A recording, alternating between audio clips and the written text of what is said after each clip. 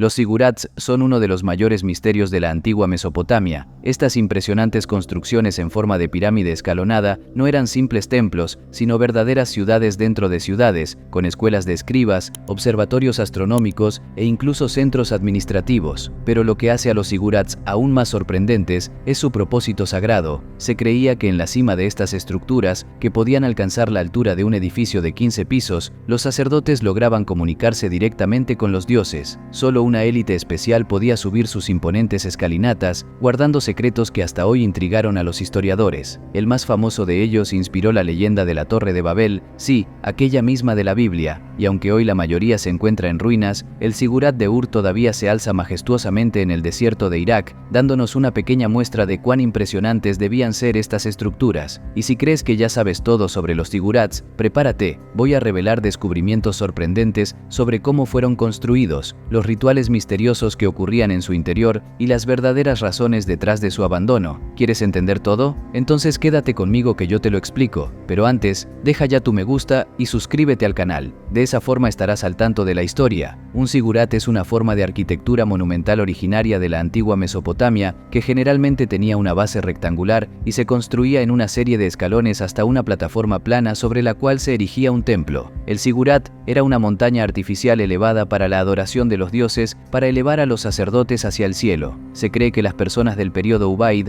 descendieron de las montañas a las llanuras de Mesopotamia e influyeron en los sumerios, los primeros en construir zigurats como sitios religiosos reflejando lugares sagrados elevados. Durante el período Uruk, en Sumeria, los zigurats se erigieron en todas las ciudades en homenaje a la divinidad patrona de esa comunidad. El zigurat no era una casa pública de adoración, sino la morada terrenal del dios de la ciudad, que era atendido por el sumo sacerdote y los sacerdotes menores del complejo del templo. La construcción de zigurats continuó durante el período dinástico temprano de Mesopotamia y luego fue adoptada por las civilizaciones posteriores de la región, como la acadia y la babilónica. El zigurat más famoso de la historia es la Torre de Babel, asociada con el gran zigurat de Babilonia conocido como Etemenanki. El zigurat mejor conservado existente es el zigurat de Ur, iniciado bajo el reinado de Ur-Nammu y completado bajo el reinado de su hijo y sucesor Shulgi de Ur. El propósito del zigurat era elevar al principal sirviente del dios, generalmente un sumo sacerdote para una deidad masculina y una suma sacerdotisa para una diosa, a un punto entre la tierra y los cielos. Se entendía que los dioses vivían en lo alto, por lo que, para conversar claramente con ellos, era necesario acercarse lo más posible a su reino. Una vez que esto se lograba, se pensaba que la deidad pasaba un tiempo en la tierra residiendo en su estatua dentro del templo en la cima del zigurat. La estructura también puede haber servido como observatorio, una afirmación hecha por el historiador Diodoro Sículo, quien observa cómo los astrónomos babilónicos usaban el zigurat para hacer sus observaciones de las estrellas, cuyos nacimientos y ocasos podían observarse con precisión debido a la altura de la estructura. El zigurat se construía con ladrillos de barro secados al sol desde el centro hacia afuera, sin cámaras internas. La estructura luego se revestía con ladrillos cocidos en horno, ornamentados y pintados. Se alzaba desde el patio del complejo del templo, un gran espacio para reuniones religiosas, con edificios alrededor del perímetro, incluido un santuario, viviendas para sacerdotes, una escuela para escribas, una cocina y un comedor, y oficinas administrativas, todo rodeado por un muro de ladrillos de barro. Los sacerdotes administrativos habrían supervisado la operación diaria del complejo, iniciativas educativas, distribución de alimentos excedentes a la gente y prestación de asistencia médica. El propio zigurat no era un lugar de adoración pública ni el templo en la antigua Mesopotamia. El templo era la casa de la deidad, y la altura del zigurat simplemente facilitaba la visita de ese dios o diosa. Las personas venían al patio para los servicios religiosos, para ver al sumo sacerdote, hacer ofrendas al dios en el zigurat o entrar al templo en la cima para recibir mensajes importantes. En el período Uruk, el sumo sacerdote también era el gobernante de la ciudad, cuya autoridad provenía directamente del dios patrón que la vigilaba. Los dependientes del templo, conocidos como circus, no eran ni libres ni esclavos, pero estaban vinculados al complejo como trabajadores en diversas capacidades. Inicialmente, el sumo sacerdote supervisaba la operación del templo, así como los deberes administrativos en la ciudad, pero con el tiempo, esto parece haberse vuelto demasiado agotador para un solo individuo y sus asistentes, requiriendo la creación de un líder secular, el rey. La posición del rey se desarrolló a partir del concepto de Lugal, hombre fuerte, el jefe de un clan o tribu que se había mostrado como un guerrero y líder eficaz. Después de la creación de la realeza, el sumo sacerdote pudo dedicarse completamente al servicio del dios, mientras que el rey, cuya autoridad se establecía a través de la conquista militar, cosechas abundantes y cuidado del pueblo, podía lidiar con la administración cotidiana de la ciudad. Esta división de responsabilidades parece haber funcionado bien, ya que, excepto por algunos casos notables, como el rey asirio Sennacherib, rechazando las tradiciones de los sacerdotes de Babilonia, la monarquía y el sacerdocio trabajaron juntos en armonía. Las victorias del rey en batalla, conquista y la prosperidad de la ciudad servían como prueba de que el dios estaba satisfecho con él, y mientras la secuencia de éxitos del gobernante continuara, era apoyado por los sacerdotes. El complejo del palacio y del templo, por lo tanto, trabajaba en conjunto sin problemas como autoridades civiles y espirituales que informaban al gobierno mesopotámico. El sigurat, construido en el centro de la ciudad, servía simbólica y prácticamente como el corazón de la comunidad, mientras que el palacio, que podía o no estar ubicado cerca, era su cabeza. La realeza se estableció alrededor de 3600 a.C.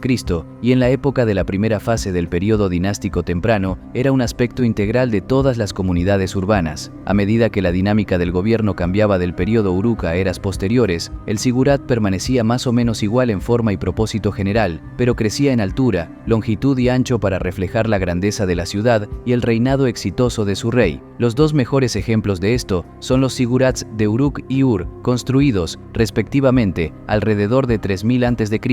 El sigurat de Uruk se elevaba 40 pies, alrededor de 12 metros, sobre las llanuras circundantes y estaba rematado por un santuario conocido como el Templo Blanco, que medía 55 por 72 pies, alrededor de 17 por 22 metros, y se alcanzaba por escaleras procesionales en el costado de la estructura. Un edificio de piedra se erigió justo debajo del sigurat, cuyo propósito se desconoce, pero es de especial interés, ya que los mesopotámicos construían con ladrillos de barro, no con piedra. El sigurat de Uruk se construyó con tierra apisonada y ladrillos de barro secados al sol, con la superficie superior cubierta de betún y luego más ladrillos, proporcionando impermeabilización y una base segura para el templo blanco. El templo estaba orientado hacia los puntos cardinales, hecho de ladrillos de barro y pintado de un blanco brillante. Las reconstrucciones sugieren que la estructura, construida para homenajear al dios del cielo Anu, era impresionante pero simple. En la época en que se construyó el sigurat de Ur, este paradigma había cambiado a una visión más compleja. El sigurat de Ur estaba dedicado a Nana, también conocido como Sin, el dios de la luna y deidad patrona de Ur, Ur-Nammu, quien había derrotado a los gutianos al comienzo de su reinado y quería presentarse a su pueblo como una figura paterna protectora, encargó el sigurat como una gran celebración de su reinado. Fue completado por su hijo Shulgi. El sigurat se construyó con ladrillos de barro secados al sol, con una escalera central desde el suelo hasta el nivel superior y dos conjuntos correspondientes de escaleras que descendían por la fachada hacia la izquierda y la derecha. Se subiría el conjunto central de escaleras, se pasaría por un arco y luego se subiría a un segundo nivel y luego al templo en un tercer nivel elevado. El sigurat de Ur fue encontrado en ruinas por Nabonido de Babilonia, reinó desde 556 hasta 539 a.C.,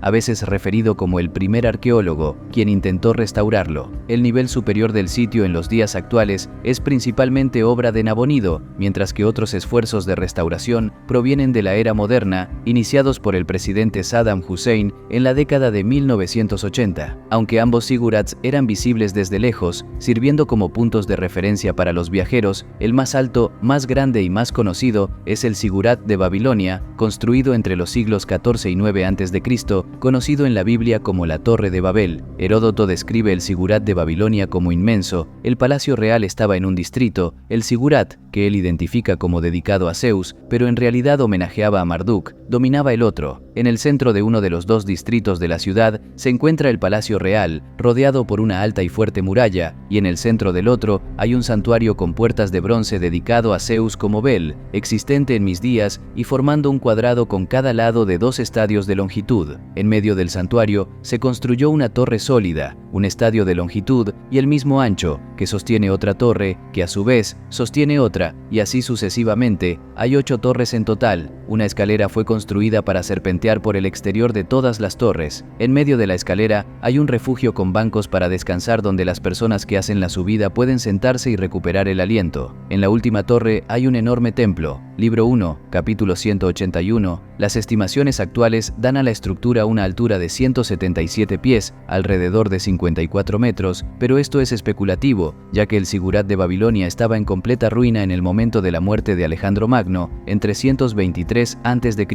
El Sigurat llegó a asociarse con la Torre de Babel de Génesis, capítulo 11, versículos 1 a 9, que cuenta la historia del pueblo de la ciudad construyendo una torre para alcanzar los cielos, en una época en el mundo en que todos hablaban el mismo idioma, para hacerse un nombre y ser recordados. El relato bíblico nunca identifica a la ciudad como Babilonia, solo que la torre se construye en una llanura en la tierra de Sinar, que se ha entendido como refiriéndose a Sumeria. El término Torre de Babel tampoco aparece en la Biblia, ya que el lugar que Dios visita simplemente se llama la ciudad o la ciudad y la torre. Aún así, la asociación permaneció y los eruditos han sugerido varias teorías sobre cómo el Etemenanki de Babilonia se convirtió en la Torre de Babel. La historia de la construcción de la Torre de Babel se originó sin duda en un esfuerzo por explicar la existencia de los sigurats mesopotámicos. Para los hebreos, estas imponentes estructuras, que a menudo podían verse en estado de ruina y decadencia, se convirtieron en símbolos de la inseguridad del hombre y la lujuria por el poder no relacionado que trae sobre él humillación y sufrimiento. Es muy improbable, por lo tanto, que se encuentre un paralelo con esta historia entre los sumerios, para quienes el Sigurat representaba un vínculo entre el cielo y la tierra, entre Dios y el hombre. En 323 a.C., Alejandro Magno ordenó que se removieran las ruinas para construir un nuevo Sigurat, pero murió poco después y los planes para restaurar Babilonia fueron abandonados por sus sucesores. Luego, los materiales del Sigurat fueron retirados por los habitantes locales y reutilizados. Los muchos otros Sigurats en toda Mesopotamia y regiones vecinas tuvieron el mismo destino cuando el concepto persa de una deidad omnipotente y omnipresente, Ahura Mazda, volvió obsoleto al Sigurat. La adoración y las ofrendas, todavía realizadas por los sacerdotes del zoroastrismo, ahora asumieron una nueva forma. Cuando miramos estas estructuras milenarias, ¿cuántos misterios aún permanecen ocultos en sus ruinas? ¿Cómo sería presenciar una ceremonia religiosa en su cima, con el sacerdote elevándose sobre la ciudad para comunicarse con los dioses? ¿Qué habrían descubierto los antiguos astrónomos observando las estrellas desde lo alto de estas torres majestuosas? Y quizás la pregunta más intrigante, ¿qué nos revelan estas construcciones sobre nuestra propia necesidad de buscar conexión con algo más grande que nosotros mismos? Deja tu respuesta en los comentarios. Quiero mucho saber tu opinión. Si te gustó el video, deja tu me gusta y suscríbete al canal. De esa forma, siempre recibirás notificaciones de nuevos videos. Hasta la próxima.